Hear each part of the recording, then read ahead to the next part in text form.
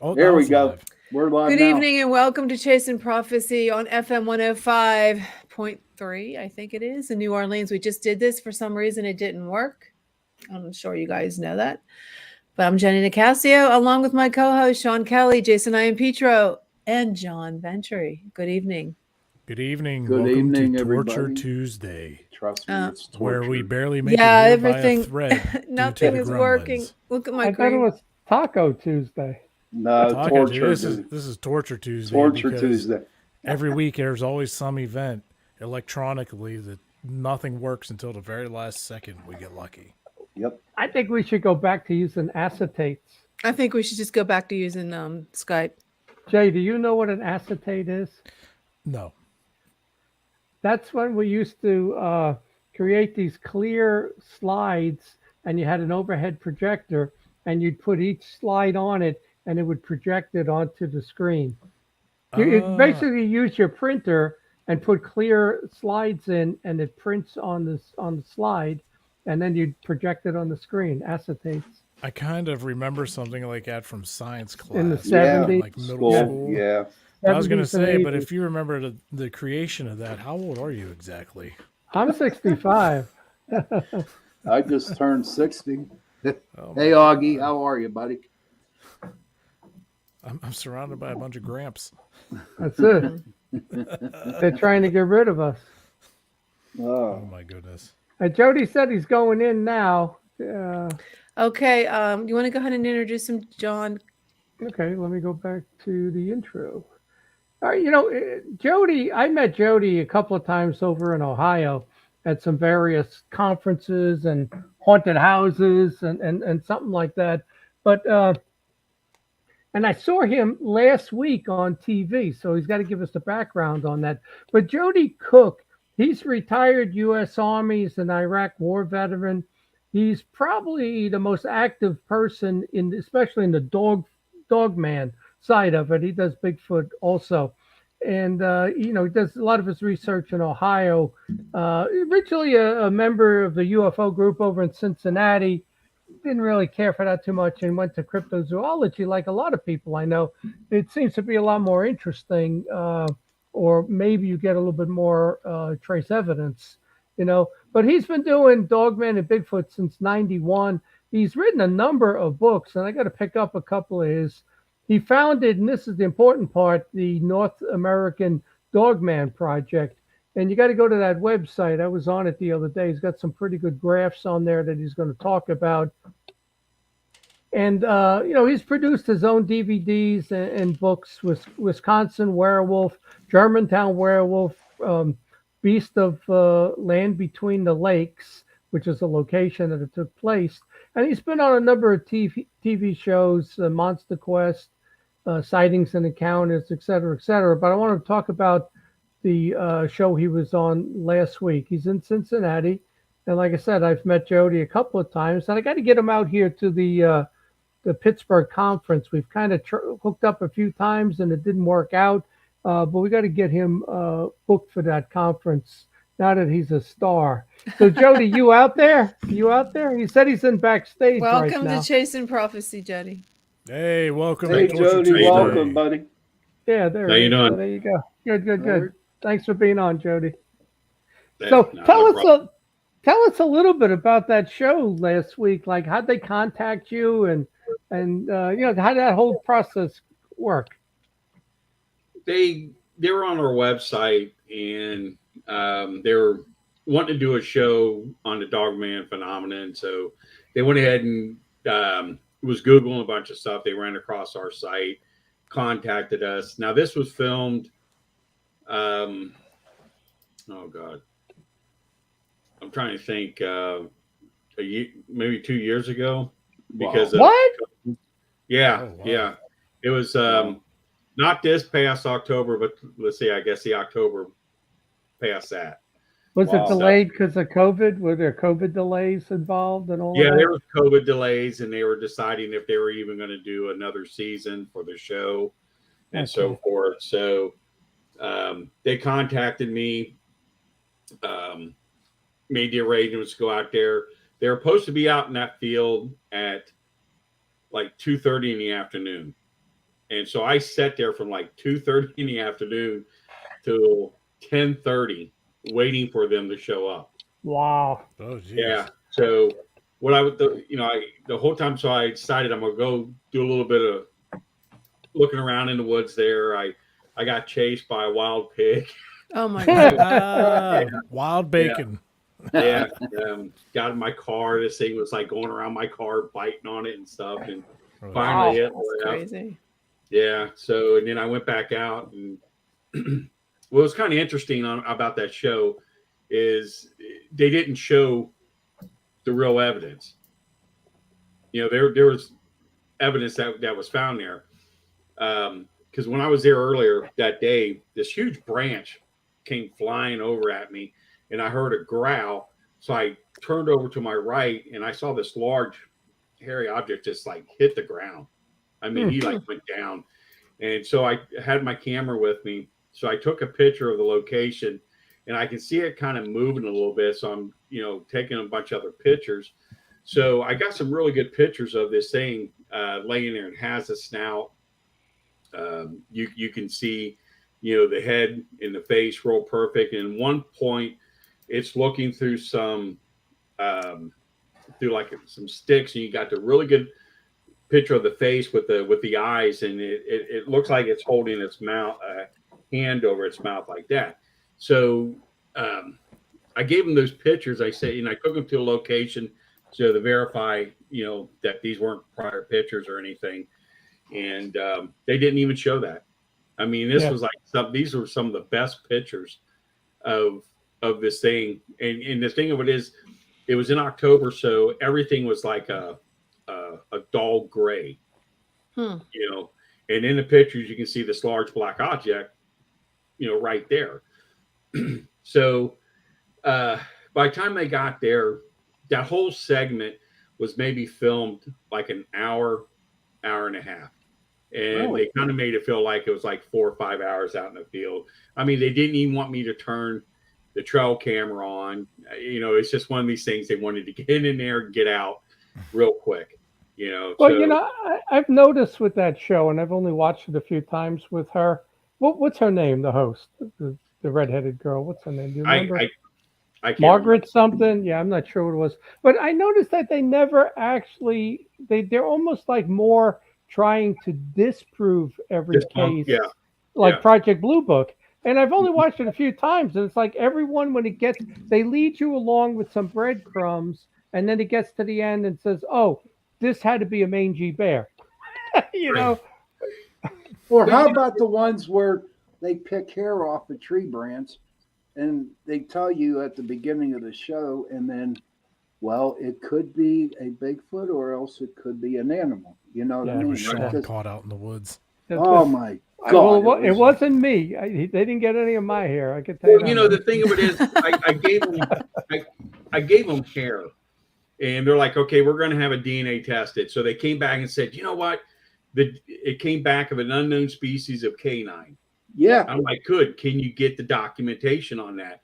And they said, "Well, we're trying." And then, the cast, they go, we kind of talked to a taxidermist. And I'm like, why would you go to a taxidermist? He wouldn't know. I mean, yeah, obviously he knows animals, but he's not qualified on the track. You have to take it to a wolf specialist or, a biologist or something like that to, not a taxidermist. So the taxidermist says all he thinks it's a bear. And the cast was made in Ohio, and they said it was made in Kentucky, which was, which was a lie. But then I found out from the show, this whole time I'm thinking that the hair went through DNA laboratory, and it was identified by a taxidermist as a possible canine hair. And then they sent the cast back to me, broken in 3 places, and they took the hair. I had it in a brown paper bag, and they sent the hair back in a sandwich baggie, which contaminated. Oh my God! And I was really angry. It shows how they don't understand the way to move evidence. and we use the paper bags because there's no other contamination in it. But Mhm. they sent it in a Glad bag. Was it a bag already used, like she had a lunch in it? And then no. To me, honestly, Just got that that's eating what it looked sandwich. like. It was a regular sandwich bag, and and it's just, I mean, the one thing we talked about there on the show was you have to put the hair, excuse me, or any type of DNA in a brown paper bag. That's what Right. law enforcement does. Yeah. Okay, they don't put anything in plastic because it's petroleum and it would contaminate it. And Yeah. what do? They send the remaining amount of the hair back in the sandwich bag with the cast broken in 3 spots. And finally they admitted, yeah, we broke it. We tried to super glue it together, and I would have been livid. fantastic. I was livid. I Oh was I tell really you what, livid. super glue saved my boot last weekend. We used to use, and you're probably familiar with this, Jody, lead, paint cans, not used paint cans, because they got like that lead lining in it, and you could put trace evidence in those, and those are pretty good to use too. But the paper bags is what's recommended. But what she said, is it true when she said the hair didn't have cuticles, or follicles, whatever was on the end, and they couldn't tell what type of animal or what it was from? Is that true or not? Or can No, you? that's not true because Yeah, I didn't we think have so when I heard her other say hair that. samples tested, without the cuticles. I mean, you Yeah. don't have to have the cuticles, Yeah. to do that. I have a chunk of hair, and this is another thing, and this is where you got to watch when you give stuff to TV shows. No, yeah. We did, trying to think what TV show called Encounters that was on SyFy channel, and this was back in like 1993, 94. And we had a chunk of hair that had the skin still on it. Wow. And how we got that was we were out in an area in Adams County doing an investigation. And there was a guy there said, listen, over this road over here, there's a Quaker minister that had a Bigfoot encounter yesterday. And he was telling me about it. You might want to go talk to him. So we went over and talked to him. And he goes, yeah, I'm on my tractor. And he said, there's a Bigfoot standing inside the fence line where I was. And he was watching me as I was getting closer on my tractor. And then it went over the fence and it walked away. So he got off off his tractor and tried to walk over to see it. And he found a chunk of skin and hair that was on the fence. And he just kind of left it there. So he took us over and showed us. So we got the hair.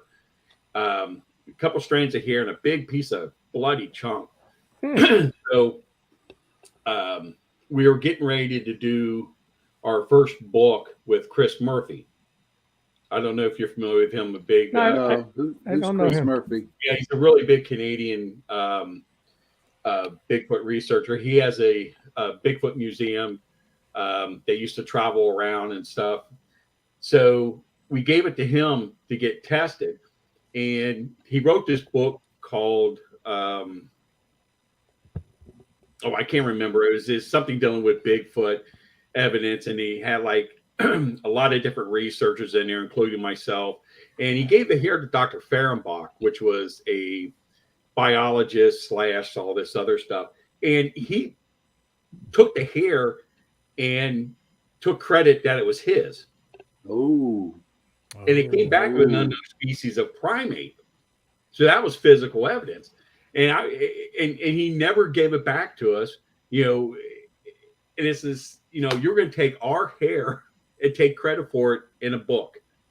It was just ridiculous. And I was like, I swear to God, I would never, ever turn over any evidence over to a TV place again. And, I thought, well, maybe this was a little bit different where, in the 2000s, things are different.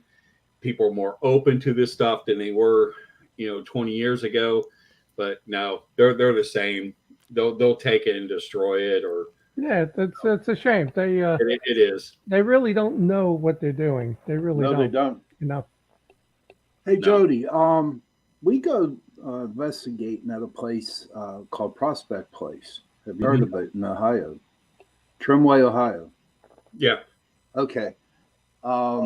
We heard that there is some Bigfoot sightings down around that area. Is that true?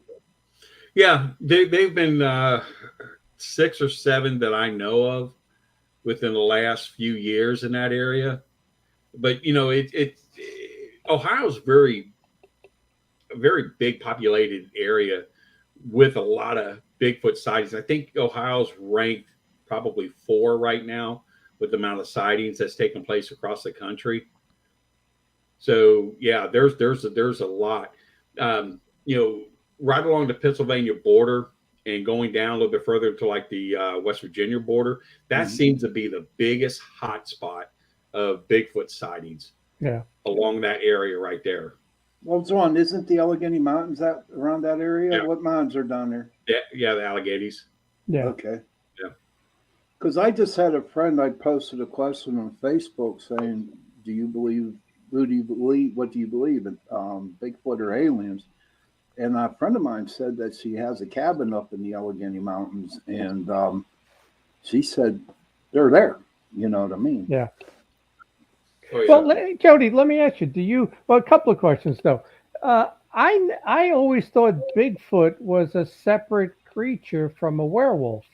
That, or at least it started out that they were two separate entities. Right. Bigfoot, excuse me, Dogman.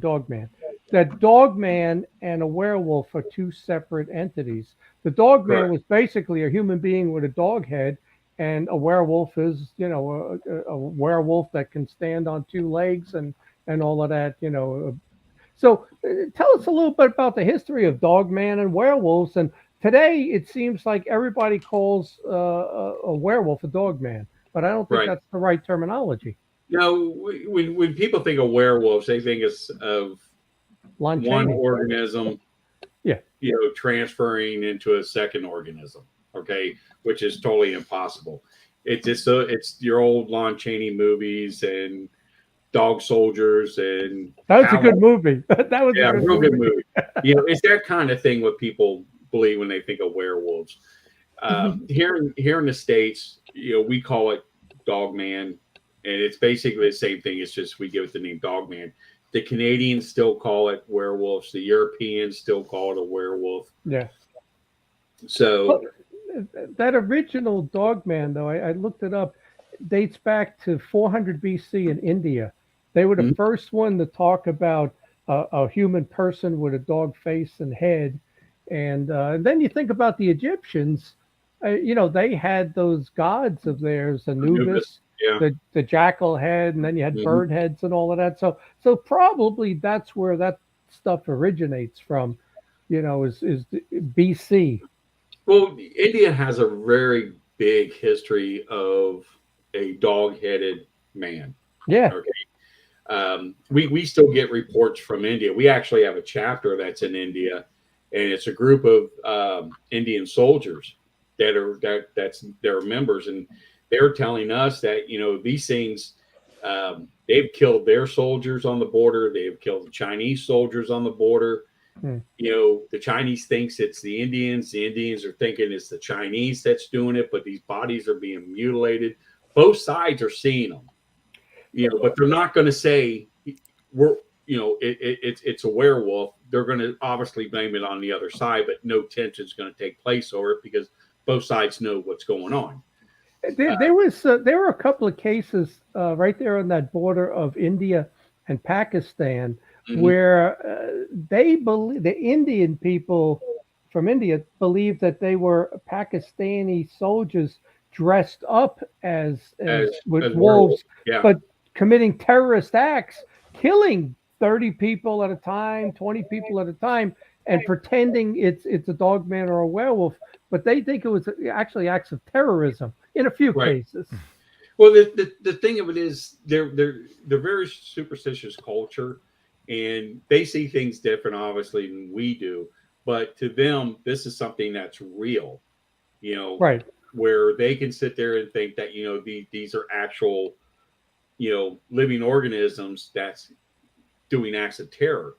Well, here in the United States, there's a lot of people that believe that Dogman is some type of biological weapon that Could was be. created. And we got one really good report from this couple that was going to point A, or from point A to point B, and they went off the road. Their GPS took them off a different road, and they're going down this road, and they go up a hill, and then they see U.S. soldiers standing there, and then they're like, okay, we're in the wrong area, so we're getting ready to turn around, and then they see a group of what they said were werewolves wearing U.S. military clothing Huh?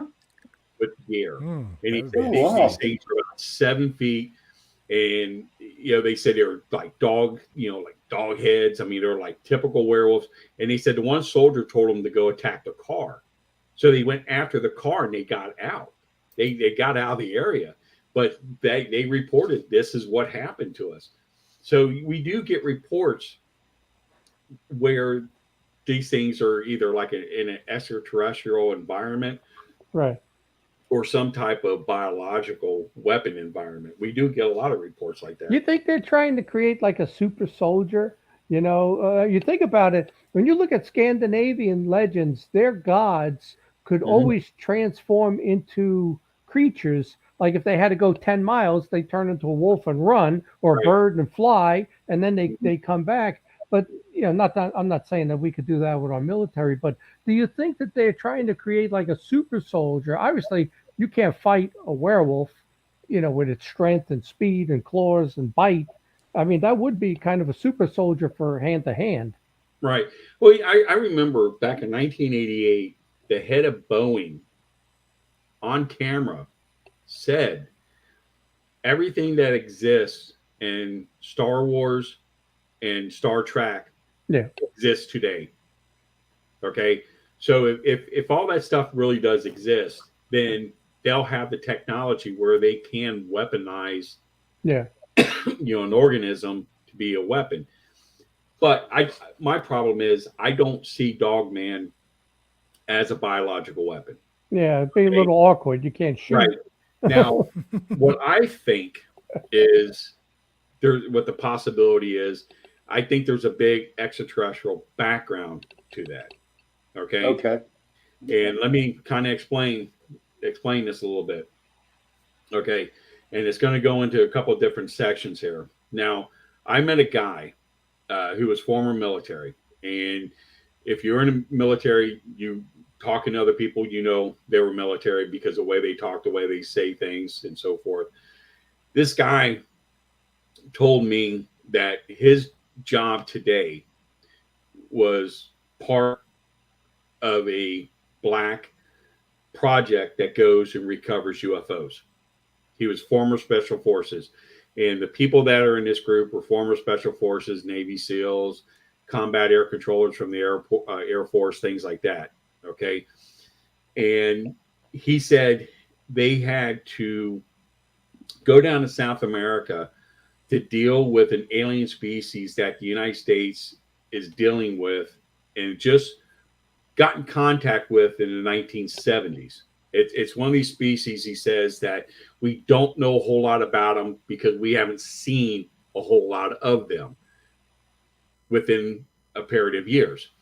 Well, the first time the United States got in contact with this alien species was in the early 70s. Now, this alien species is a canine species that is a hunter, kind of like your predator, from the Predator movies. Ooh.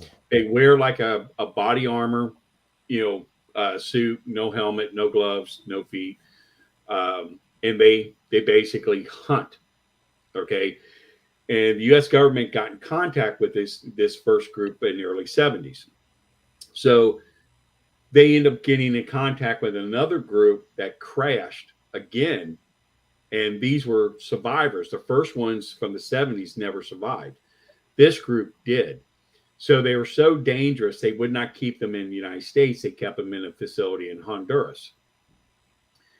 So what happened was, he said that they were able to get out of the facility, take over the facility, get out, and they end up going into some small village and killing everybody in the village. So these things are like hiding out into the jungle. So they had to go out and take care of them. they end up killing them.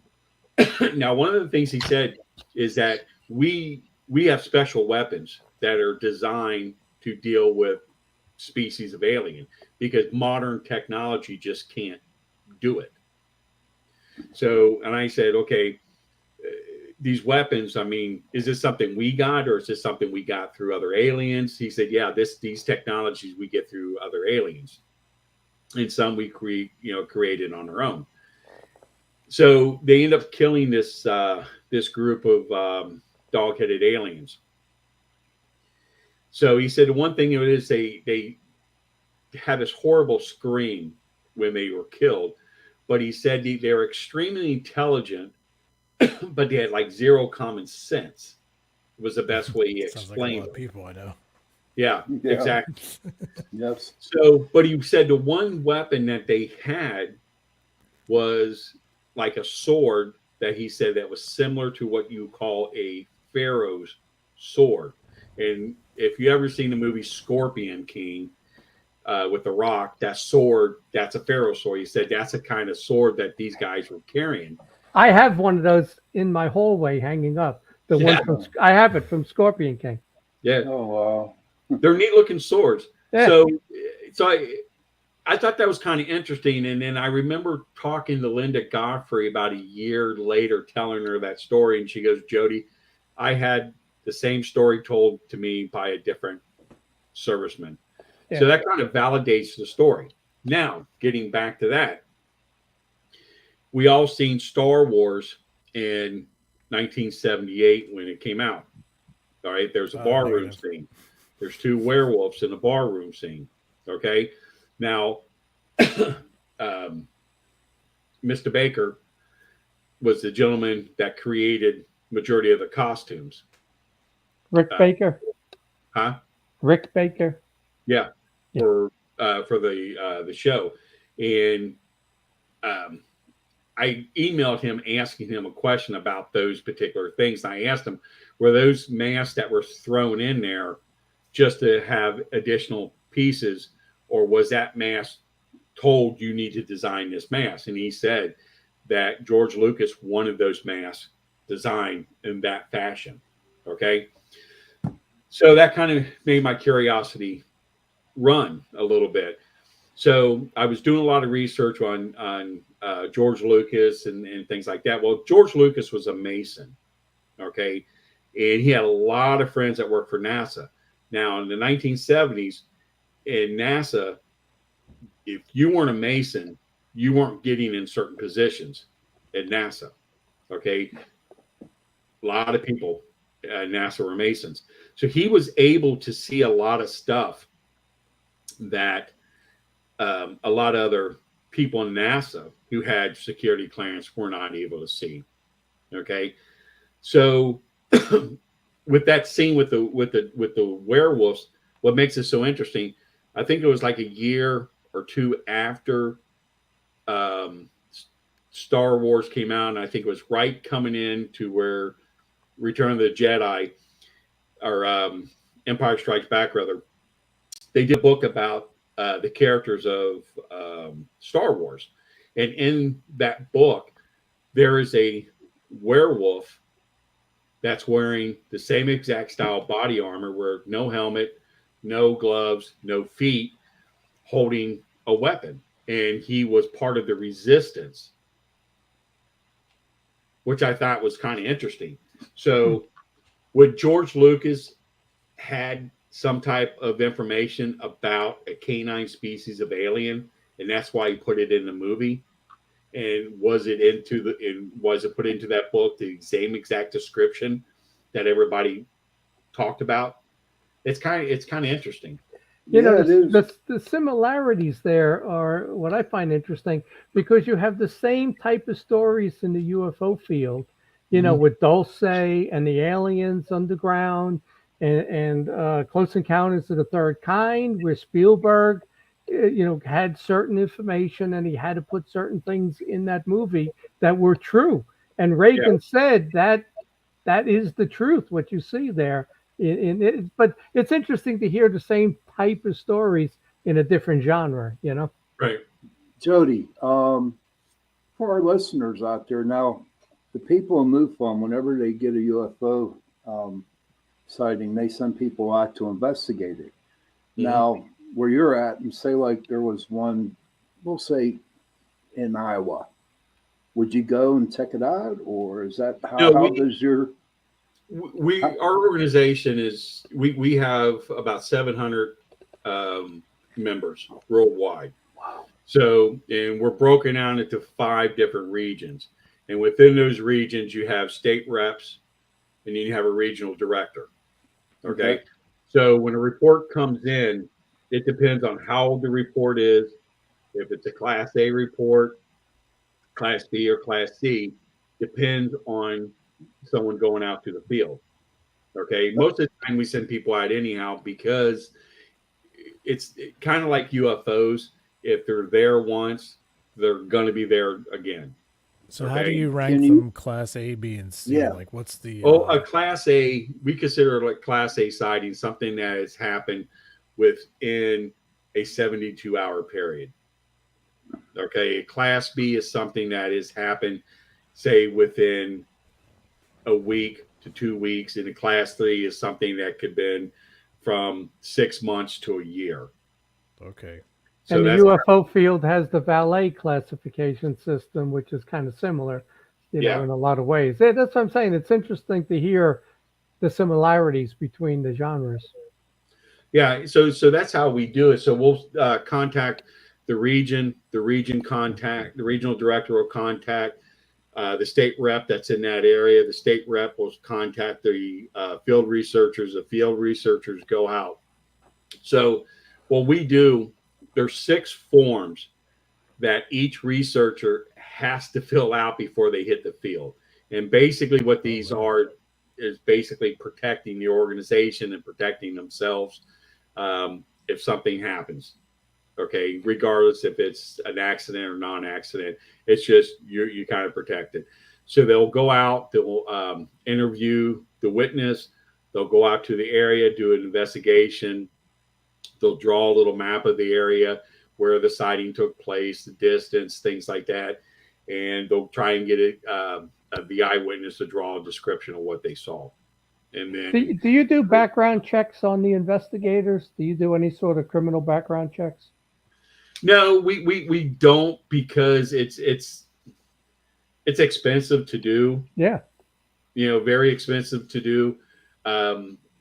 We go more on an honor system, with the people that come in, because we really haven't, honestly, since 2016, we really hadn't had any issues with any of our researchers doing something that they weren't supposed to do or got themselves in trouble. That's good. These people are very dedicated people. They want to find the truth, and they're very professional, about it. We have an ID card that they use. We have a very good sized field manual, almost about the size of MUFON's field manual that we go through, and all the researchers have that. They have a research kit they take out into the field with them. It has everything in that they need. Some researchers have a bio kit, just in case there's some type of physical evidence and so forth. So yeah, we try to stay as professional as we can. And you're the director of this organization? What's that? Are you the director of this organization? Myself and Dave Jones are the founders of the organization. Okay. Yeah, we're the top guys. Good, that's good. We didn't know that. Yeah. That's very good. So what kind of equipment do you guys use when you go out to investigate? You were talking about having the kits and then a bio kit. Like what comes what's like a standard? You have this, and this for when you go out in the field.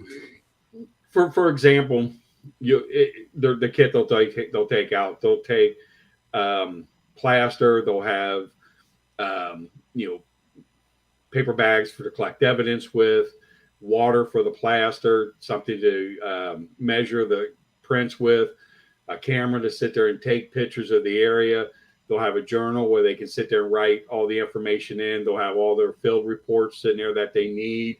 What other type of items they want to take out to the field that they feel is necessary for them to do their investigation. The bio kit, not everybody has it, just a few people have it, and I don't encourage people not to have it, but if there's a possibility that a body is found, okay, we want them to be able to collect what evidence they can. And one of the things we talk about in our manual is, okay, if you find a body, okay, of one, do not under any circumstances remove the body or damage the body by cutting off the head, the arms, or something like that. Okay. You don't want to do that. What most people don't understand is every single piece of dirt in this country is either owned by the city, county, state, or federal government. Okay. Right. You could walk into your local city park, pick flowers, and you can be arrested for criminal damaging and theft. A lot of people don't realize that if they wanted to push it. So if you remove a body from, a county park or a state park or federal park, you could be arrested. Would you try to collect as much evidence as you could and then call the police because there's a body laying there? Samples, though. Here's the thing. This is what we say. Collect as much information as you can. Take hair samples from different parts of the body. If you can swab the mouth, swab the mouth. Some people, like in my bio kit, I have syringes and I have the little blood tubes and so forth. If you can pull blood samples, pull blood samples. Take paper with you with the ink pad, for the old stamps and stuff, and take the ink and rub it on the palm, on the foot, get copies of the, the bottom of the paw and so forth. So you have, some type of identification marks on there. If you're going to pull any type of DNA, pull a tooth. Tooth keeps a lot of DNA. That way you're not really, damaging the body or doing something, that you should be. Let me ask you this, Joedy. Aren't you afraid if you did get to a body and do all this? Well, how do you know it's not diseased? Well, see, that's the thing. You have, you wear gloves, you wear a mask, you wear eye protection. Like I'll have, like in my kit, I've got a white coverall, like paint style suit that I wear, along with a like a painter's respiratory mask and so forth with glasses. And so I try to would protect myself the best I could. But that's up to the other researcher if they want to do all that. We suggest that this is what you do because you don't know what you're dealing with diseases and so forth. So that's why you have to be careful. And that's why I say, especially when you start, if you do try to get blood, or if you do try to swab the mouth, or even try and remove a tooth or something to that effect, I mean, you're still dealing with a body fluid that can be dangerous. Mm-hmm. So, because the thing, what you don't want to do is find a body and call the police. Okay. The police aren't going to know what to do. That's why I tell, just take hundreds of pictures of it, get all the hair samples you can, everything you can. And then what you do, you get a couple of your other teammates to sit out into the field with a camera. You contact the DNR is the one you need to contact. You bring the DNR in and show them the body. That way, you're filming you bringing the DNR in and showing them the body. That's why the DNR can't say they didn't have it, because you have guys sitting in the field with cameras filming it. So you got it documented, because either way you go, once that body is removed by the authorities, it no longer exists. And actually, that particular case or scenario actually happened 2 years ago in Akron. Okay. Oh. Yeah, very interesting case. We had a woman contact us and said, I was driving down this road in Akron. Okay.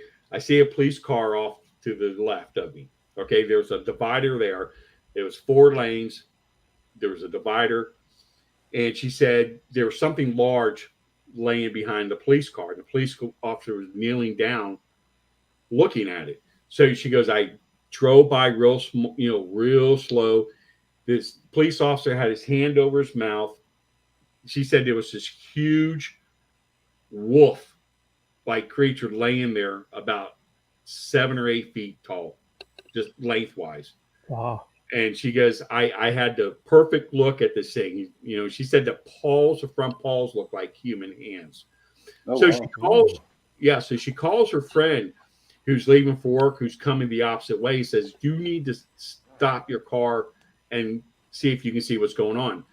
Well, when we talked to him, what he said, as he's coming down, there's already police officers, the road's already blocked, police officers are there, the DNR's there with a pickup truck, and an ambulance is there. And he said they picked this thing up, put it on a gurney. The head was laying over the gurney along with the feet, and they had to cover it up because it was much larger than a gurney. And they put it into an ambulance.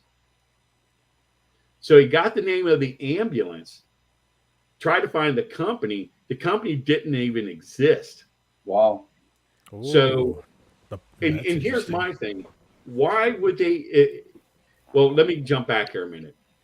So there was a news reporter that was on her way there, and she saw everything, and she went and talked about it on like the 12 o'clock afternoon news.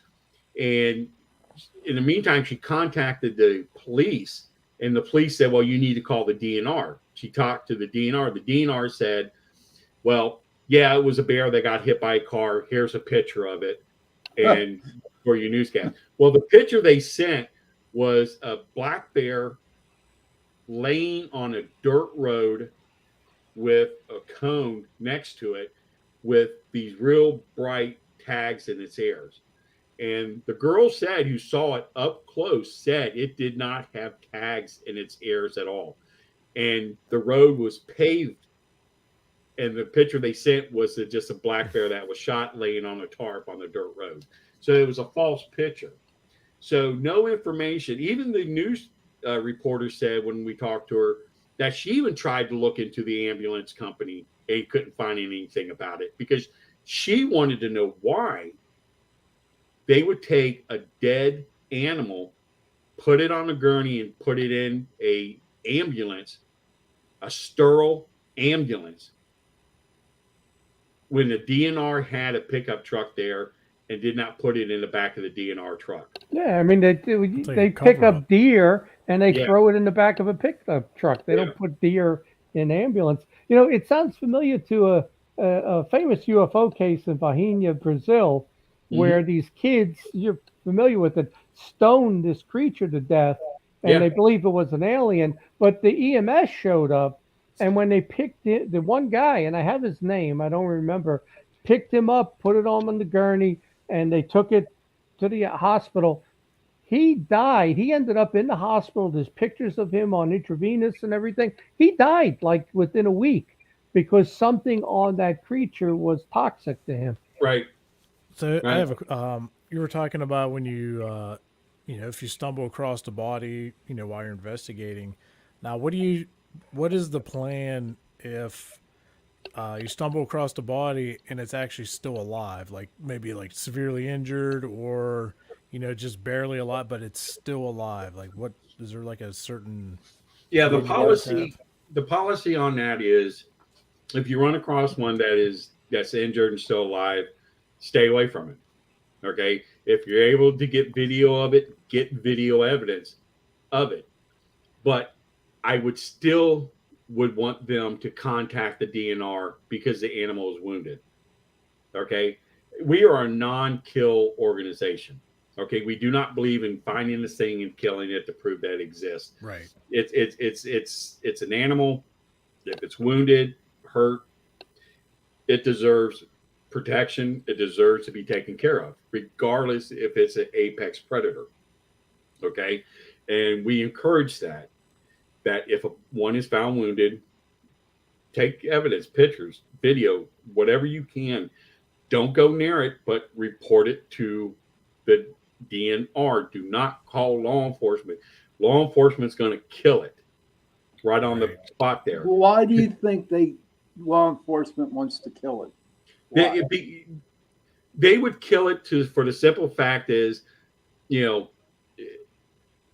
if they think it can injure a person, they will kill it. Yeah, and that's the whole. How many times have police officers killed dogs? Dogs, yeah. Okay, or so gets hit, and... you know, they're going to look at it as, you know, it's a dangerous animal, it's a monster or something, so they're going to kill it. The DNR, they would handle it, I think, a little bit more different because the DNR is more familiar with cryptids than law enforcement is. So they would most likely tranquilize it, fix it up, and do whatever they do with them. Yeah. Afterwards. Now, does the DNR have more authority over the police? When it comes to animals, yes. Okay. Yeah. I mean, the DNR, all DNRs are police officers, regardless what state they are. Okay. They have more authority if it's state property. Really, if it's even federal property, they have, you know, deputized authority with that. So yeah, any type of animal or any type of state property, they have full authority over.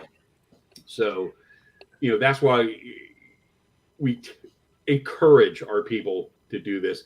Most of the time, you know, our people are not going to hurt the animal. If anything, they're going to do what they can to try to help it, and that's a no-go. Because you can get hurt, you can get yourself killed. When an animal is injured, he's more dangerous than, you know, being not injured. Now, what's the truth and the mythology? So you come across a werewolf, and it's not dead, and it bites you. Do you turn into a werewolf? Because you know, there's Hollywood. You're bitten. Yeah, you turn into there's a werewolf. A full moon. You know. So what's the story there? How do you become a werewolf? And can a bite? Okay, real quick, John. We have a comment in our section. Holly McElvery wants to. What does DNR stand for? Oh, the Ohio Department of Natural Resources, which is. I'm sorry. No, I said, is that okay, Holly? Yeah, Department of Natural Resources. Yeah. So what's the story with getting bit? Are you just liable to get rabies, or no? What's the story? See that's Hollywood. Yeah. I mean, if you get bit by Dogman and you survive, you're lucky. You know, you'll probably, you know, you have to understand it's an animal, so it could carry rabies. It could carry any type of germ or bacteria in its saliva that could be deadly, that even can possibly be hallucination, you know, for someone because of how dangerous, you know, the bacteria is. Yeah. But I know you're not going to turn into a werewolf or a wolf man or anything like that. I mean, that's Hollywood. Yeah. Have you heard of the Michigan Dogman? Yeah, very, very familiar with that. There's a film called Gable Film, if you're familiar with that. I was doing a little bit of research earlier, and I stumbled across. I didn't get a chance to really. Yeah, so a lot of researchers believe that the Gable film is legitimate up until the part where this thing attacks the cameraman and this mouth comes up. Now, there's a guy that came forward. I can't think of his name. When Monster Quest did a show, and he says, "Yeah, I'm the guy in the ghillie suit," and he couldn't even reenact the whole situation. He couldn't even take Monster Quest to the exact location he filmed it at. So what people believe is that this guy is basically a con artist. That, I mean, he has a fascination with very old antique vehicles, cameras, things like that.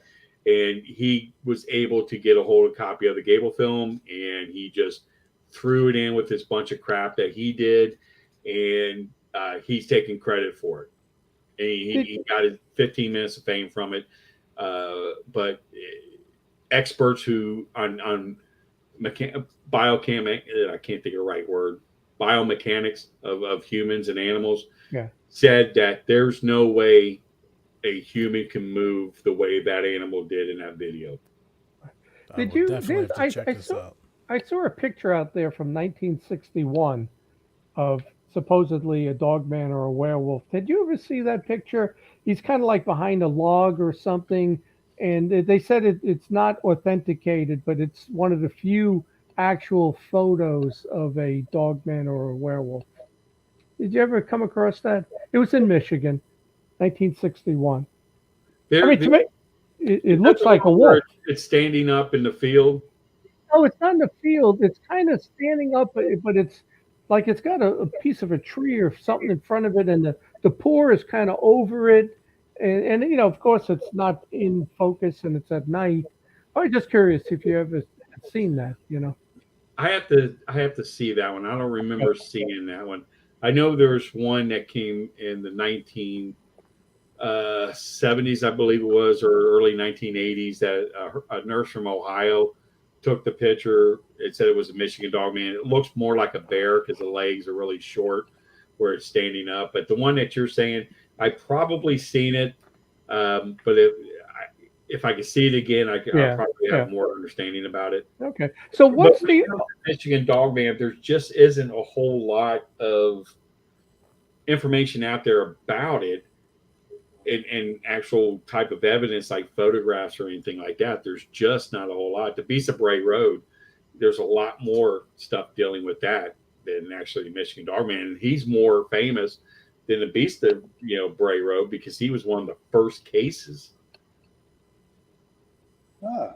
So if I decided to go camping in Ohio, what signs would I look for, or what do I need to be aware of, knowing that the dog man could be around me?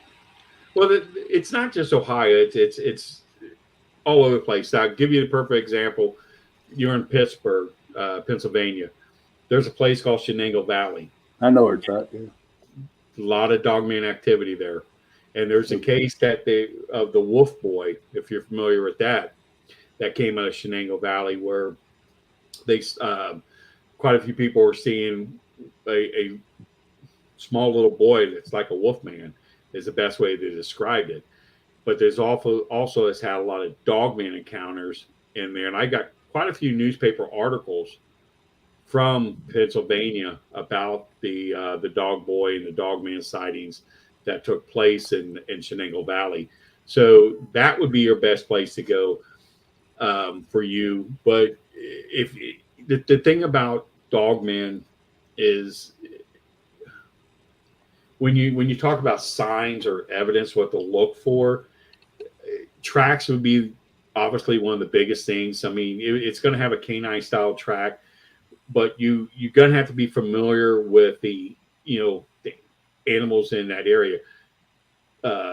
Pennsylvania has wolves. They have Canadian red wolves that's been seen inside of Pennsylvania. Well, a Canadian red wolf gets about 110, 120 pounds. It can get up to that big. So a normal track for a Canadian red wolf, about 100 pounds, 110 pounds, is going to be anywhere from 4.5 to 5 inches, depending on the weight of the dog. Okay. So if you find a track obviously bigger than that, then that gives you some indication there's a dogman in the area. Now, one thing that we're finding out is a lot of scratch marks that are on trees and bite marks. And we have quite a few pictures of that where it will take a frontal bite out of the tree. Huh? Yeah. Yeah, we've actually seen, or actually had one report where one guy actually saw it take place, where it was going from tree to tree, taking like a bite out of the tree as a marking along with the claw marks. So we have a lot of pictures from different parts of the country where these claw marks on trees. Now, the difference between the dogman claw marks on trees and the bear claw marks on trees is that bears normally only mark the tree up to 3 times. He's not going to sit there and keep marking the tree. he'll do one scratch on the tree, possibly two, and maybe up onto a third one. Now, what we're finding, and he won't go back to that tree. Now, I was kind of curious about this because I talked to the U.S. Forestry Service about this, and they said normally when a bear marks a tree, he'll mark the tree one time, maybe twice, before he goes and marks another tree. Because once he marks that tree, his scent's on that tree, and another bear is not going to mark it. Now, this is coming from the U.S. Forestry Service, okay? Their authority on this. But we're finding trees that has multiple scratch marks going from the trunk, going all the way up to about 7 to 8 feet, completely all around the tree. That's unusual for bears. Okay, so that's another indication you might want to look at when you're out in the field. Well, I got to stop you for a minute because I want to thank Carnation for sponsoring the second hour of our show. Thank you, Carnation. Okay, good. Continue. Thanks, Sean. That was lovely. So Joedy, how does somebody become a werewolf dog man? You know, when the research I did, it's almost like a demonic ritual. You're cursed by the gods. There's a witch and a spell and a salve involved. You know, or you drink from a wolf's paw print. You know, it's almost this occult thing to become one. Where do you think they come from, and how does somebody? You know, is it a human turning, or is this just a different species? It's a species of itself. Okay, it's a biological entity. Okay, meaning that it is a species of canine that we know of. It is capable going on all fours. It is still capable going on two legs. But the characteristics of the animal is a little bit different from your domestic wolf. Indications from reports and sightings that the arms and the hands are very more human. The legs are still more canine. The genitals are very human looking. The body is more of a massive chest with a very thin waist. So if you go back and you look at history, documented history of a dogman type creature, the oldest report we have, newspaper article, was about the 1800s. Okay, so that is completely it when it comes to any type of documentation of a type of creature in some type of history. And from like the 1800s going up, then you have, you know, like you said, quite a few reports. But when you look and talk to Native American cultures about the dog man, you're dealing into something more supernatural. Yeah. When you talk with Native Americans, you have the skinwalker. They have the man that walks like a dog, the man that looks like a dog, depending on what tribe it is. Now, in my area, we've had the Cherokee and the Shawnee. Okay, the Cherokee oral history when it comes to dogman is still considered the same as like the Navajo skinwalker. The Shawnee is kind of different. They have a creature that is, I'm trying to think the best way they say it. They look at Bigfoot as the big blue giant. Okay, it's how they consider what they talk about Bigfoot. But when it comes to dogman, it still falls into the characteristics of the man that walks, or the dog that walks like a man. Okay. Now, the Shawnee, they have representations of Bigfoot, and they have representation of the man, the dog that walks like a man. But they will not show it to anyone, any of the white culture, because they believe the white culture is evil. It will bring out the evil of the creature if it's seen. Now, here in Ohio, we have a museum, a Native American museum called Fort Ancient. I'm sorry. Where's it at? Fort Ancient Oh God, where's that at? I know it's like an hour north of Cincinnati. I can't remember the name of the location where it's at, but it's called Fort Ancient. But they have a battle axe inside that museum that the Shawnee used to fight these animals with. Hmm. So there is some type of oral history and physical evidence from that tribe that they dealt with these animals. And they actually fought for territory, they fought them for food and so forth. So we know Native American culture that these things do exist. But like you said, from the 1800s up or 1800s going down, there's really not much history in European history compared to Native American history. Yeah, I mean, 1857 is where it's pretty much documented in the U.S. Are you familiar with Michigan with the witchy wolves? It's a Chippewa legend of the spirit dogs that guard graves, and Yeah, people. what's interesting about that and that story where we deal with how can I say this and this supernatural realm, the hellhounds, if you're familiar with that. Yeah. Okay, it's kind of like the same thing. The hellhounds stayed in cemeteries to protect the souls from the demons Right. being stole. That is the same thing that you're talking about, but that is in the Native American culture. So how we got it in our culture, I believe it somehow it crossed over from Native American culture to our type of history when it comes to the hellhound. But the problem with that is that it's the same history that's in Europe, going back, 1,000 years. And if you went back 1,000 years in Europe, it would never crossed over with Native American history.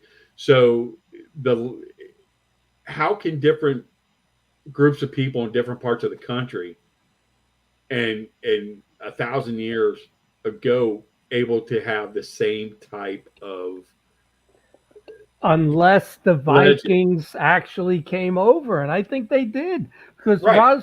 Roslyn Chapel in the 1300, it has on the woodwork corn, maize, but yet we didn't go to the United States until 1492. But yet 200 years earlier, this Right. Roslyn Chapel in Scotland has corn. Let me throw this at you. I seen something the other day that made a lot of sense where you look at Egyptian culture at the time of the pharaohs and so forth, where it's showed that this person made perfect sense. He said that Egyptian, I'm trying to think the right word, culture was in the United States before it was in Egypt. Okay, and how he proved it was very interesting. He's talked about Egyptian artifacts that were found in Grand Canyon that date back further back than ancient Egypt itself. The dog that they picture like with Anubis and so forth, that particular type of canine is only found in Mexico. Hmm. The eagle or the vulture or the bird of prey is only found in the United States. And he was showing like the different things that were only found in North and South America, which really made a lot of sense.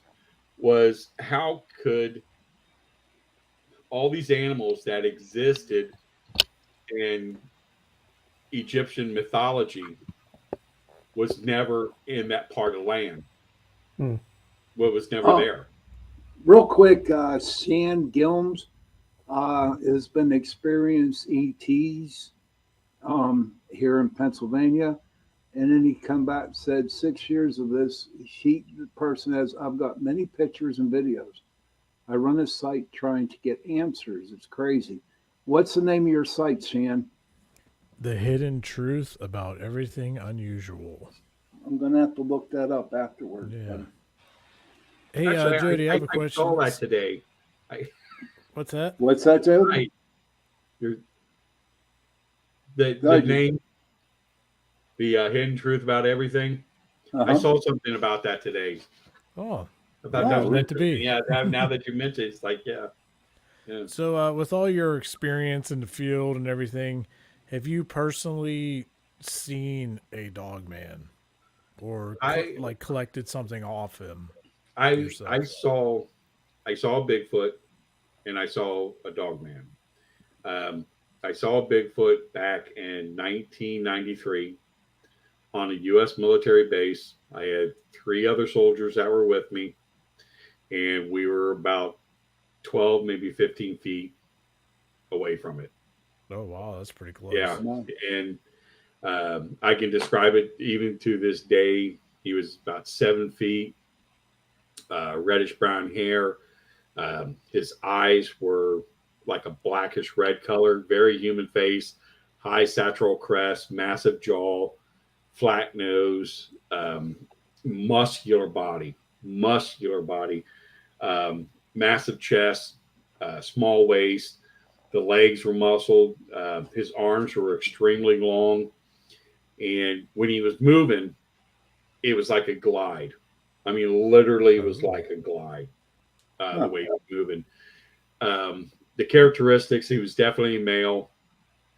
The hair on his chest and like back on his shoulder, going back of the back of his head, was almost gone. His skin was like a really flaky, scaly looking, like mange or something, because you can see the hair loss, up on like the shoulders, and you were able to see, the muscle features of this thing. Um, but like I said, he looked extremely, extremely human, and we never said anything to anybody about this. Now, there were a lot of sightings of Bigfoot on this base, a lot of sightings, and most of the people who mentioned it got laughed at and so forth. But everybody knew there was something on it, because when you're out in the field, I mean, you saw the tracks. You saw the tracks all the time. You heard the screams. No one really wanted to go through the field. That's being honest. And I never mentioned it for, oh goodness, um, probably 10 or 15 years later. I never told anybody about that. But my Dogman sighting was, we did an investigation at Daniel Boone National Forest in Kentucky, which is a very wicked place. The Native Americans would not even go in to this forest. It was that wicked. And it's Ooh. one of these places that once you're there, the atmosphere is so heavy on you. Yeah, I mean, you just get the most uncomfortable feeling. And there's like 3 trails that go there. You have a lower trail, middle trail, and you have like an upper trail that goes. We were on the middle trail, and we were probably a mile and a half, maybe 2 miles in on the trail. We were coming around the bend. We had lights on our head and our hats and everything. So we came around a bend, caught eye shine, which was a deer that was standing next to a bush. The deer saw us. We saw it. The deer jumped over this bush that was probably maybe 4.5, 5 feet tall.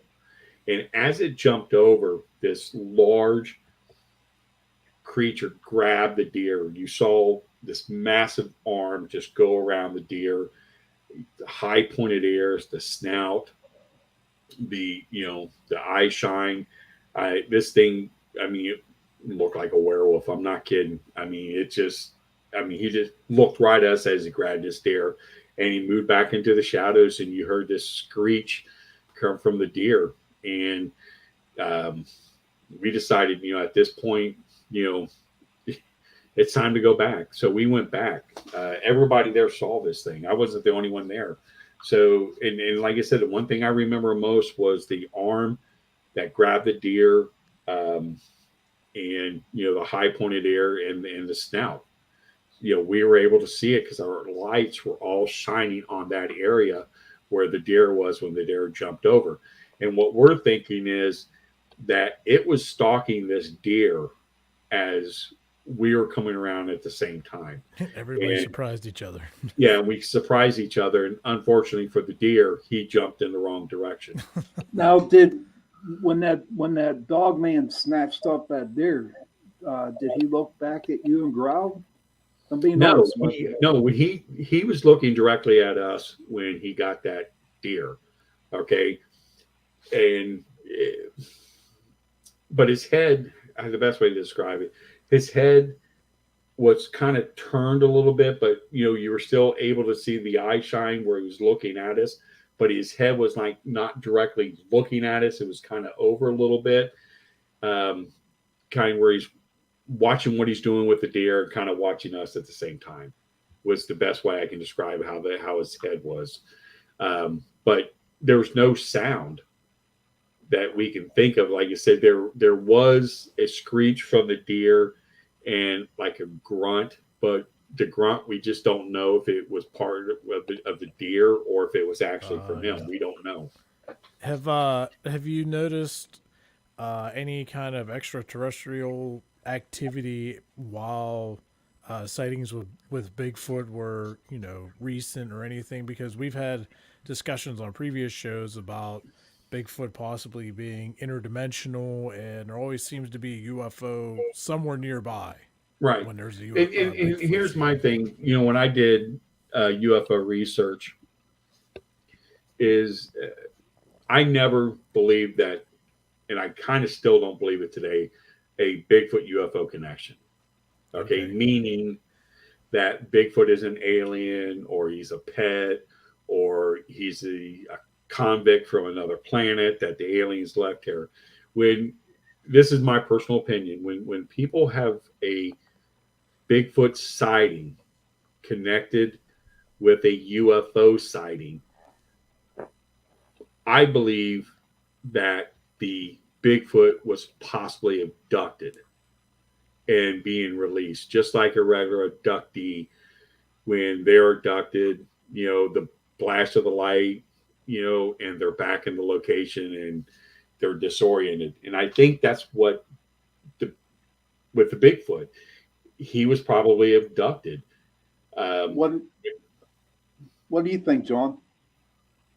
I take a very paranormal view of all of this.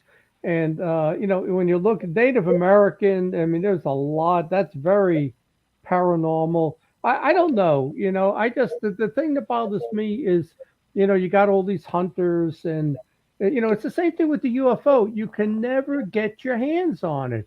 People Right. see it. It's been photographed. People see it.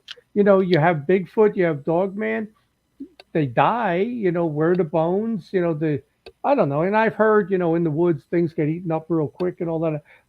My experiences, my personal experiences have all been paranormal in this field. And so I view it all as paranormal. And when I see it, in the flesh, dead or alive, then I will believe that it's more of a physical thing that doesn't morph out or dematerialize. I agree. There's a really big supernatural or paranormal aspect to this. And because the majority of the sightings that people have are paranormal and extraterrestrial or supernatural, believe it or not, because people, they see a blue flashing light before or after. Some people have even told us that they had some type of telepathy communication with them. Yeah. And you have other people that sit there and talk about interdimensional, coming from another dimension. Anything's possible. I mean, I'm one of these people that I'm a real big fan of the inner Earth theory. Yeah. Okay. I really love reading a lot of stuff about that. And there's a really good possibility that these cryptids like the Mothman, Bigfoot, Dogman, other cryptids, these creatures could be part of an underground society of another type of environment. It's a possibility. There's something to the inner Earth theory. If the Russians, the Chinese, or the Americans, the Germans all went looking for it and believed it. So they got to be something to it. Very interesting story. And I tell you that some of the guys I served with in the Army, who I served with in Iraq, went to go work for some contract military companies. When Katrina hit, okay, they told me, these guys that I served with told me specifically that when they took the guns away from the people, had nothing to do with crime or anything like that, is that the fact that they were running into, and the U.S. military was running into them also, these reptilians type of creatures that were coming from underground because of the flooding. It flooded their area, so they were all coming up on ground, and they were running in contact with these things. And he said that these things were able, when you got in contact with them, they were able to make you literally freeze in your place and not move until they were able to move away. And he said the reason why they took the guns away from the people, because they were afraid someone was going to shoot one of these things. And if they shot one, what would the others do to the civilian population or even to military personnel? Because he said, we were told, if you get in contact with them, you back away. You let them do their thing unless they put human life in danger. Isn't it amazing in times of crisis, the government wants to take your self-defense away? Yet it's a constitutional right, and that's the first thing that the government goes after is turn in your guns. Well, that would never happen with me. I'm telling you right now, never going to happen. They're trying to do it now, and there's so I know. That's how they control us. Once the guns are gone, they can do any damn thing they want to us. Yeah, because we have a poor excuse for a military that's not willing to stand up for the Constitution. Yeah. And so that's my view on it. Hey, Jody, you put together a really interesting regional map. So where are these Dogman werewolf sightings? Like, where would be where would you go in the country? The most active parts of the country, okay, I would say, honestly, would be from Illinois going into Indiana, Ohio, Pennsylvania, going down to West Virginia, going into Kentucky and back up. Yeah. That would be the most populated area I would go searching. Then I would look at from Texas into Louisiana, going up into Arkansas and Mississippi. That would be a second area. The third area I would say would be the Four Corners area, would be the third place I would go. California has quite a few sightings. Not a whole lot is coming out of the Pacific Northwest, but I would say, Four Corners, Texas, Louisiana, and then the other areas. Those are like the biggest hot spots right now to go searching. Now down in Louisiana, sorry, John, but real quick, they're called what, Rougarous? Rougarous, yeah. Yeah, could it be the same? Well, the thing of it is the same thing, but to the people of Louisiana, what they believe is if you see one or if you're bitten by one, you become Rougarou, and the only way to stop it is to kill the original one that bit you. Okay, that's their whole thing, the legend of the Rougarou. Okay, and that it's similar to like your Lon Chaney style werewolf, but in reality, it is a dog man, a werewolf type creature. Now, we were contacted by a Baton Rouge police officer. Said he was going down this dirt road down by the swamps, and he comes across this creature that's eating something in the road. And he goes, look, we have no bears in here. Okay. This thing was huge. He didn't know what it was. He ends up throwing his siren on to get its attention. And he said, this thing literally stopped what it was doing, stood up on its hind legs. He saw the tail, the head, the high pointed ears. Now his lights on it. He says this thing was like your typical werewolf from a werewolf movie. And he said it turns around, looks at him, and it darts right at his car. Now he says, I have my dash cam on filming this. It jumps on the hood of the car and starts to bust into the windshield. Okay. And just scratching up everything. And he says, I throw my car in reverse. I do almost like a 360. I throw it off the vehicle. I go down the road because I'm looking back and this thing is running after the vehicle. Mm. So he goes back to his station. His car's completely ripped apart. He pulls out the SD card, I guess, whatever they use for their dash cam, and takes in, talks to his shift supervisor, says, listen, this is what's happened. You got to come out and look at my car. He shows the car to his shift supervisor. He says, I got it on film. They put it in the computer. They watch it. And he said his shift supervisor and a sergeant sitting there watching this with him, they tell him, listen, go home, take the rest of the night off, come back tomorrow. Everything would be, okay. He says he comes back and works the next day. His car is completely repaired. He talks to his shift supervisor about any idea on when he wants to do the report on what he says. And he goes, report on what? He goes, the attack. So they played dumb on everything.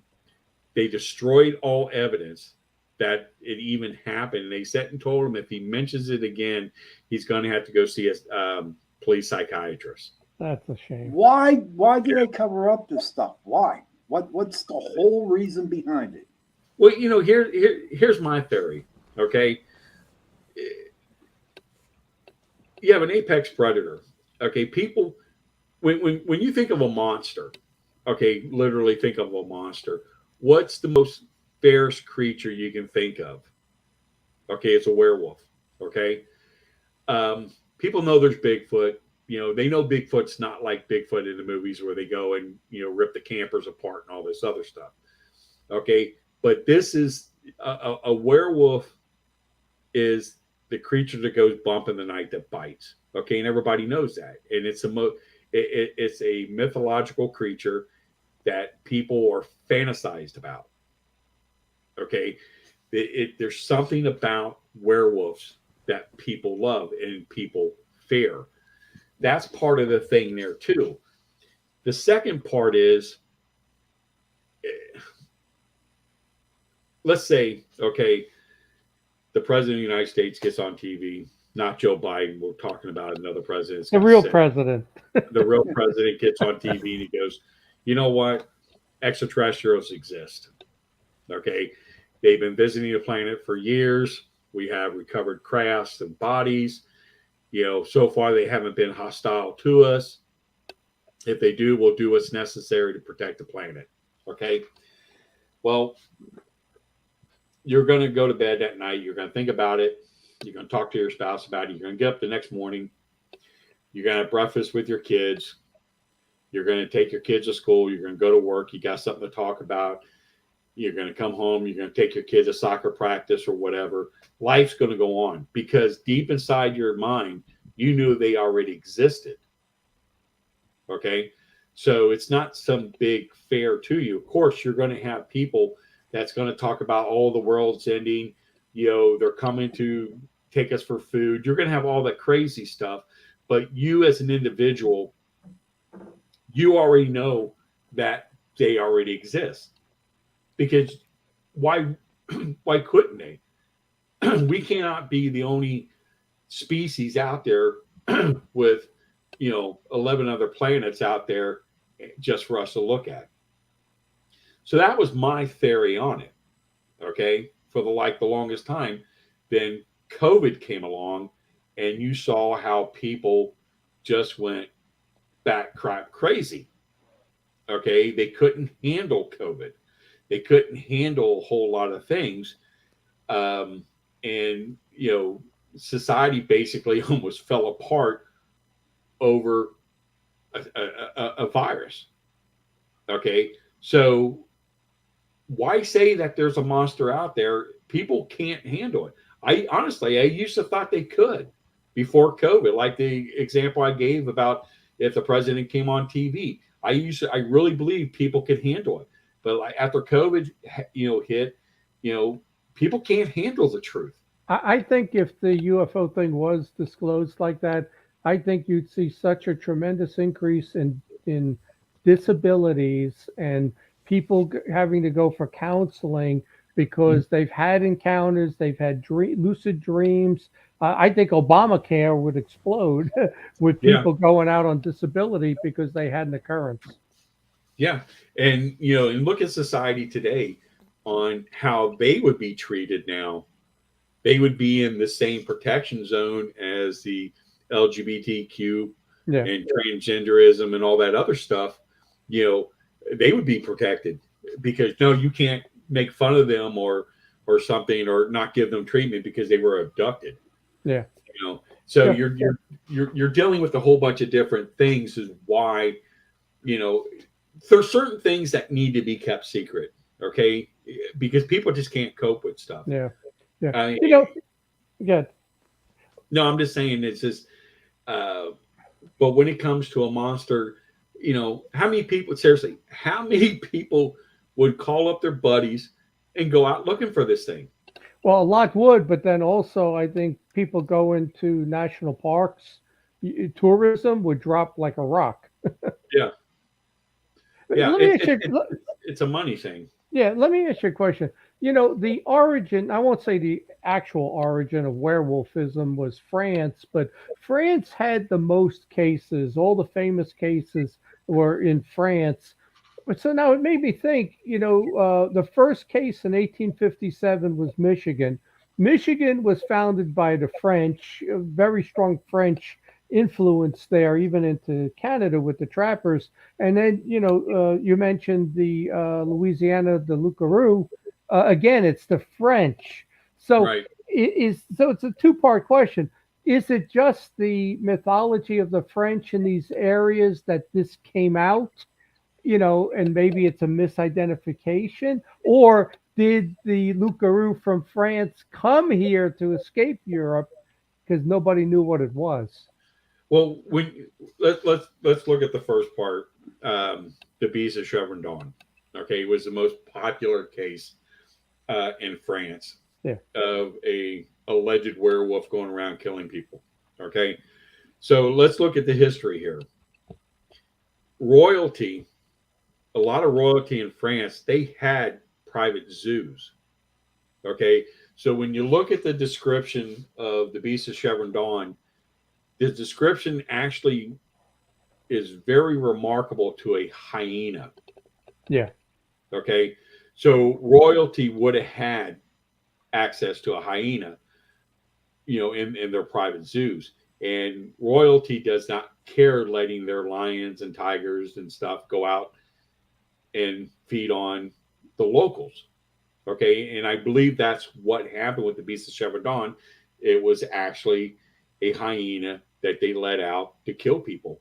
Or a hybrid, or maybe a wolf hyena hybrid that mated. Anything's possible. Yeah. So, but the Beast of Chevron-Dawn obviously was not some type of werewolf, type creature. Okay.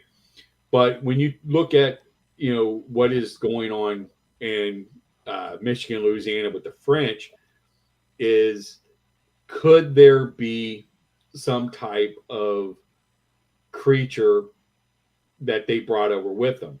Now, I was reading something last year about the possibility of like the existence of Bigfoot in the United States. Okay. where they said the Chinese actually discovered the United States also, right around the time the Vikings did. Yeah. And there's a possibility that the Chinese brought over Yerins with them, which is their version of Bigfoot, the abominable snowman, things like that, that they brought them over with them and let them out here because some of them could have been pets. They could have used them for trade or whatever, used them for labor, whatever. Okay. But that's how they got here. And that kind of made sense a little bit, but still you have the whole theory of them coming over from the Bering Straits, which makes a lot more sense too. Mm-hmm. So the whole thing of the possibility of these things being brought over, it's a really good idea, because you look at Louisiana with the vampires. There's a lot of legends talking about how these families brought vampires from Europe over to Louisiana. And there's a huge population in Louisiana of werewolves and vampires. Yeah. In two different areas, and they fight with each other. Anybody from Louisiana will sit and tell you that. You they know don't- that We have to ask our producer that. but that's what Joedy, it shows. we're going to have to cut it now. So we have some stuff we want to catch up about our recent investigation of the Okay. Crescent. I want to thank you very much for coming on tonight. I We appreciate would it. love to have you Yes, back. thank you, We would Joedy. love to have you Yeah. back if you're willing to come. Oh, yeah. Yeah. And how can people get a hold of you? They can contact us through our website, which is www.NorthAmericanDogmanProject.com. You can email us through there. You can look for me on Facebook, contact me there. We have, if you just type in Facebook, North American Dogman Project, all of our pages, we have, each region has their own page. A lot of different states have their own page. So you can contact anybody through there on Facebook. You can look for me directly on Facebook. My profile picture is my German Shepherd.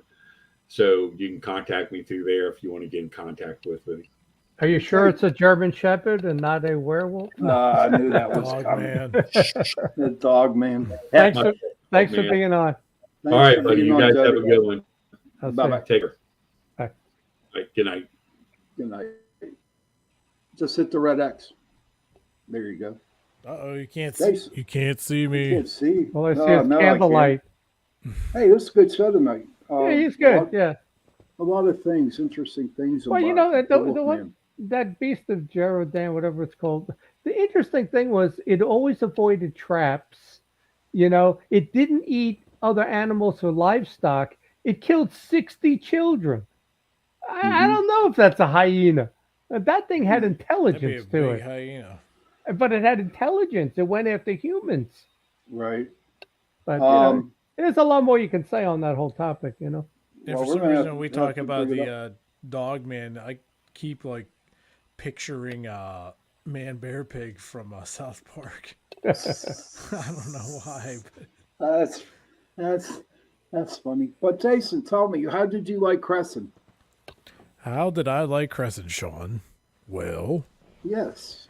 very cool place. It's Mhm. massive. It would be great to be there for a weekend. I feel like maybe we caught a off weekend from the spirits while we were there. That's To be possible. honest with you, because everybody was saying that the previous few weeks before we got there, it was just off the hook, just all this activity going on, and I don't think we caught one. Wait, no, we did catch a noise. Remember, it was Mr. Jingles, the mouse, running in the tunnel. Yeah. That Where was this? Where was this location? Crescent Sanitarium up in right near Altoona. Oh, okay. Yeah, in Crescent, PA. It was really cool. You have to check it out. Yeah. I would definitely go back. I would like Okay. to go back. I would definitely travel lighter, without so much equipment, because there's a lot of walking. Oh my God. Yeah. You're gonna what? Bring a golf cart? Yeah, that'd be nice. And, Yeah. that's what I was talking about with the super glue with my boot earlier. I think we weren't even there 5 minutes, and I was wheeling all my equipment in on a cart, and I gave myself a flat tire with the wheel on my car, and it ripped the sole of my boot off. And you had to I put, was like, "You've got to be kidding me!" But luckily, I had like 3 tubes of super glue in the truck. I was but like, I'll "This is tell gonna be you a what, long my ride." experience with Crescent, I can't, before I kept saying I'm disappointed, but when I got done talking to you, last week, maybe they did because look at our situation at the Bel Air house, huh? That's exactly what I was thinking. You know, Well, they can see us. We can't see them. And if they have a reason for not wanting to show themselves, then that's it. Well, John, they there is a whole crap. This place, one of the buildings that we went into was where the prisoners stayed, huh, Jason? And Oh they yeah, were it was just huge. ginormous. Well, the other thing too, John, is there's absolutely no electricity there, Hmm. like zero. So that to me would make it also more difficult for the spirits to manifest The because now energy, they yeah. don't have any energy to feed off of other than what they have residually, or like saying using the energy out of our equipment or us. So I feel like there was a good chance we caught an off week up there Hmm. for sure. What do you think about bringing an EMP with us? An electromagnetic pulse. Well, that thing, that turns on and it makes all kinds of energy or something. You talking about an EM pump? No, Yeah. he wants an emergency medical EMT. I thought we was gonna have to call 911. I was like, I hope somebody brought a stretcher for Pap here. I don't know if Oh he's my gonna make God, it. dude. I cried, John. John, it was, man, I'm fat. That's all I can say is I'm fat and I'm out of shape. He That was was a in a coma lot of bawling. walking. I can't Dude. make it. I'm That going was a lot of down. walking. I tell you, dude, best thing I've been doing. I went after I was done with my campaign for governor. I went back to playing racquetball. I played 4 days last week. It just beat me. I played yesterday. I almost dislocated my shoulder and I hurt my knee because I fell. But the cardio is so much coming back with racquetball. Best sport you could play. I don't know if I have the energy for that. I have a I don't toddler either. to chase Well, around. the guy I play is 54 and he's 6'3" with long arms and he's a runner. And I can't wear him out. I can't get the ball past him. These are like volleys from hell. Augie That's says, good. did we Good take a exercise. generator? No, we didn't, but luckily they had one there Yeah. at Nerve Center for a little bit of electric. But, I got to be honest with you. It was interesting, the investigation, Sean, without any electricity because, Yeah. it really set a whole different environment. It was a nice clear night. The moon was out. And, it was Right. it was more peaceful than It anything. was a Is, beautiful moon, wasn't it? It was moon? Yeah. Wasn't that moon creepy? Yeah, it was at one point. I forget what time of the night it was. is this place located like in the deep in the woods? Is it just like off No, the right main off the main road? highway there. What Okay. what highway was that, Sean? 220? Um, I can't think of it. I That was can't my either. first time there, so I'm not really good with name. I Roads. I can't think of it. Yeah, you got 99, 220 runs right north and south. I go to the baseball games there in I Altoona. know it was a 3.5, 4 hour drive up. Huh. That was a What? long drive. What do you mean 3.5 hours? Oh wait. Where was you at? Augie said it was on 119. Route Sean, if that was a 119. 3-hour drive, where was you at? I don't Like think an one- hour. Hour and a I don't half. think Hour and a 119 half. 119 is not in Altoona though. It's close. Yeah. Let me Well, look you it know what you up. could do? You could put it up in your maps, type in Crescent Crescent? Sanitarium, and Yeah. it'll pop up. Because that's not Altoona. I mean, that's It's just 119. Yeah, runs north to Du Bois, and I'm right by 119. I'm 3 miles from it. outside. Augie says 219. Does that Oh, sound maybe better? 219. Yeah, maybe 319. 419, 519. I don't know. All these 19s, I'm lost. Yeah. I don't know. It's somewhere up there. All So right. would you go whatever. back, Sean? What do you think? Would you go back here? I would give it another shot. I would. Just to see if we get a different, That's If why they- I think if I they would do go that. back to, like we talked about the Bel Air house, Right.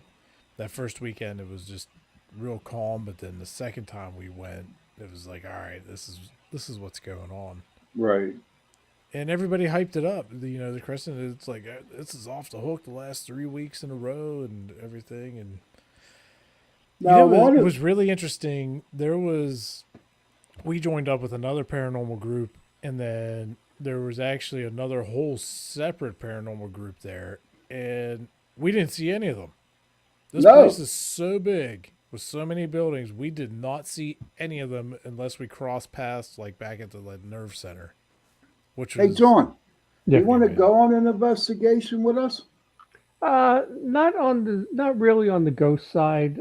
It's Oh, funny. come You must on. you must be like reading my mind because I was going to ask you guys, which piques your interest more, the ghosts, the cryptos, or the aliens, the UFOs? Which because lately I've been thinking more about the crypto stuff, like this werewolves, Dogman, but it's the one of those three I wouldn't want to encounter. I'm not Yeah. afraid of aliens. I'm not really afraid of ghosts because I know how to drive off demons. But I would not want to encounter a cryptoid, like a Bigfoot or a werewolf. And I don't go in the woods.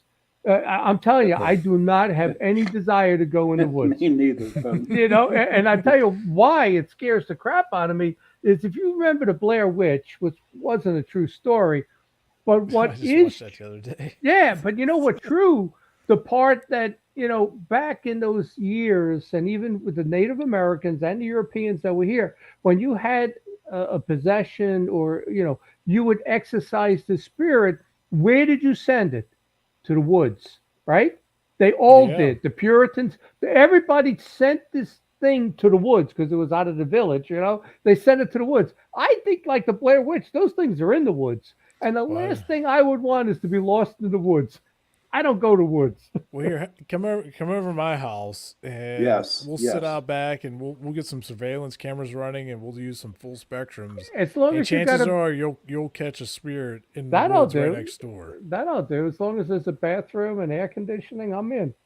The whole world's a bathroom. You're outside. I can see the woods. I got woods in my yard. I got 1,000 trees there, But Well, to answer no. your question, for me, Yeah. obviously it would be I had firsthand experience with the paranormal.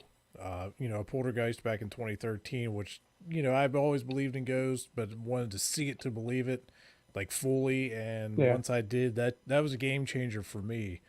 Um, my second one would probably be UFOs because Sean, when we were in Gettysburg, yeah. I had one or two pictures that had this weird shaped something just hanging out in the sky, like in the distance, and I was like, okay, I don't know what that is.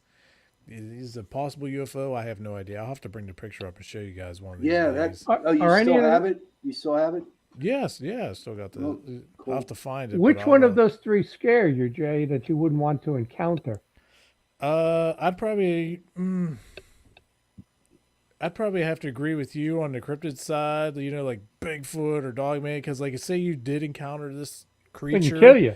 yeah, they're huge. I mean, a ghost, when I don't think a ghost is going to be able to kill you. Yeah. UFOs might be able to abduct you, but a lot of people claim, they get brought back. They don't kill But, too many you get people. Dogman or Bigfoot, they might just grab you and just break you in half, Yeah. or Sasquatch. Yeah, and or they say whatever. that, garlic doesn't really work on them. Yeah. That for me, it would be the cryptids, but it wouldn't Yeah. hold me back from going on somebody who knows what they're doing to go look for one. Yeah. And I'm gonna be honest with you, I would go with Sean definitely because I know I can outrun him, so I'll be all right. I'll trip Let you. me tell you, a quickie. Okay. I'll trip you first, dude. I got a friend who wants to do a bachelor party, and he wants to do it in this Laurel Highland area here, and rent a cabin. And he wants to, and these guys are heavily, heavily armed, and they want to go out and they want to hunt Bigfoot. They want to go out in the woods and stuff. And they want me to go. And believe it or not, this is more on the political side, political friends of mine. And I said, I don't know that I want to go out in the woods And I don't even know if they drink or not, but I don't know. They're heavily Well, if armed. it's a bachelor party, I'm sure it's going to be Yeah, some drinking, heavily armed, out in the woods. I am not going out in the woods, whether it's them or what's out there. And it surprised me too. You watch like even Joedy and these people in the show last week. Maybe they carry a handgun. I would think Joedy has one, but I don't know. I'm afraid of bears. There's two things that scare me that are real. That's a good like one. like the Jaws and bears. I used to have dreams of being attacked by bears. But the last thing I'd want to be is in the ocean and see a shark. Man, I think I'd go into shock. And or a bear in the woods. I mean, it's like I'd go out in the woods with an AR. Or shotgun. I am not. John Bow, yeah, just like Rambo. Yeah, John Bow. Well, John Rambo. It's John Ventry. I saw some movie. I forget what it was, but it was like these, like mid 20s folks were camping or something, and then they went back to this site from that they used to remember or something, and there was a bear that came into the campsite, and then they showed the angles from in the tent. The bear just ripping through the tent, just ripping them to shreds. Yeah. I was like, I mean, those and things, that's why I don't want to mess those with things are bears either. massive. And it's the same thing if if the werewolf and the Dogman is true. I mean, what are you going to do if you encounter the thing? It's 7 feet tall. It's a lot more athletic, let's say, and vicious than Bigfoot is. Cryptids, it interests me the most, but it's the least I'd want to run into. I'd like to actually see one to fully be like, yeah, this is definitely something that's exactly. real. Yeah, Exactly. That's the way it was with the ghosts and the paranormal.